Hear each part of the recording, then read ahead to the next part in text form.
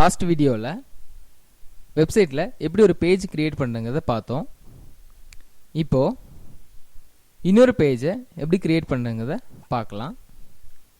திரும்பவும் இங்கே இருக்கிற இந்த நியூ பேஜ் இந்த ஆப்ஷனை கிளிக் பண்ணிங்கன்னா இந்த blank பேஜ் இதை கிளிக் பண்ணணும்.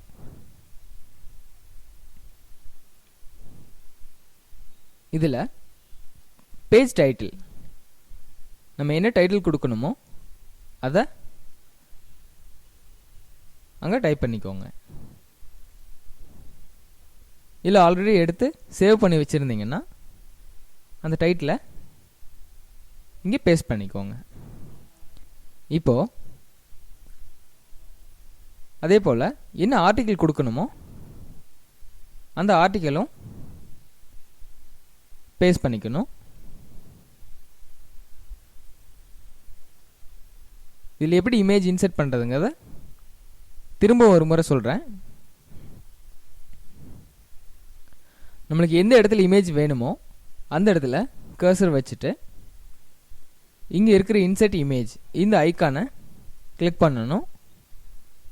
நம்ம லோக்கல் கம்ப்யூட்டரில் இருந்து இமேஜ் அப்லோடு பண்ணணுன்னா இந்த அப்லோடுங்கிற ஆப்ஷனை கிளிக் பண்ணிவிட்டு சூஸ் ஃபைல் இது மூலமாக நம்ம இமேஜை செலக்ட் பண்ணிக்கலாம். இப்போ எக்ஸாம்பிள் இந்த இமேஜ் வேணும் அப்படின்னா இதை செலக்ட் பண்ணிவிட்டு ஓப்பன் கொடுத்தா அந்த இமேஜ் லோட் ஆகும்.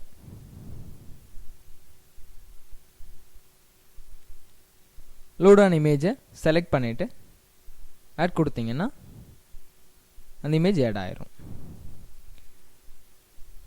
இப்போது சப்போஸ் லிங்க் மூலமாக அந்த இமேஜ் இன்சர்ட் பண்ணணும் அப்படின்னா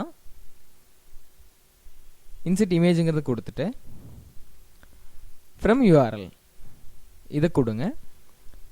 ஃப்ரம் யுவர் வெப்கேம் அப்படின்னா நீங்கள் உங்களோட வெப்கேம் மூலமாக ஃபோட்டோ எடுத்தும் அதில் இன்சர்ட் பண்ண முடியும். ஃப்ரம் யுவர் ஃபோன்னா நம்ம செல்ஃபோனில் இருந்தும் ஃபோட்டோ இதில் ஆட் பண்ணிக்கலாம். இப்போது யூஆர்எல்லை எப்படி இன்சர்ட் பண்ணுறதுங்கிறத சொல்கிறேன். இப்போ இது போல் கூகுளில் உங்களுக்கு என்ன இமேஜ் வேணுமோ அதை சர்ச் பண்ணி எடுத்துக்கோங்க. அதிலிருந்து ஒரு இமேஜை ஓப்பன் பண்ணிங்க அப்படின்னா இப்போ எக்ஸாம்பிள் இந்த இமேஜை எடுத்துக்கலாம். இப்போ இந்த இமேஜ் வியூ ஆகிருக்கு. இங்கே இந்த வியூ இமேஜ் இந்த பட்டனை கிளிக் பண்ணணும். இப்போது இந்த இமேஜோட யூஆர்எல் இங்கே இருக்குது. இதை காப்பி பண்ணிவிட்டு இங்கே பேஸ்ட் பண்ணணும். இப்போது இந்த இமேஜ் லோட் ஆகிருக்கு. இந்த இமேஜை செலக்ட் பண்ணிவிட்டு ஆட் செலக்டட் கொடுத்தீங்கன்னா இந்த இமேஜும் நம்ம ஆர்டிக்கல் கூட ஆட் ஆயிரும். இந்த இமேஜை நான் சொன்னது போல் நம்ம ட்ராக் பண்ணிக்கலாம்.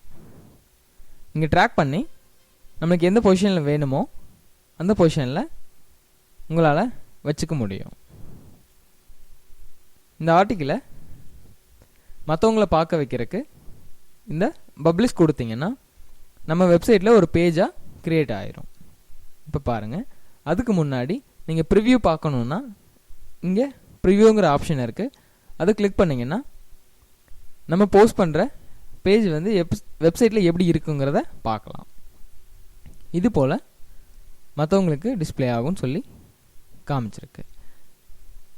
இப்போது நீங்கள் பப்ளிஷ் கொடுத்தீங்கன்னா இந்த பேஜ் பப்ளிஷ் ஆயிரும். இங்கே ஆட் ஆயிடுச்சு. இப்போது சேவ் அண்ட் அரேஞ்ச்மெண்ட் கொடுத்துட்டு வியூ பிளாக் கொடுத்தீங்கன்னா அந்த பேஜும் நம்ம வெப்சைட்டில் ஆட் ஆகிருக்கு.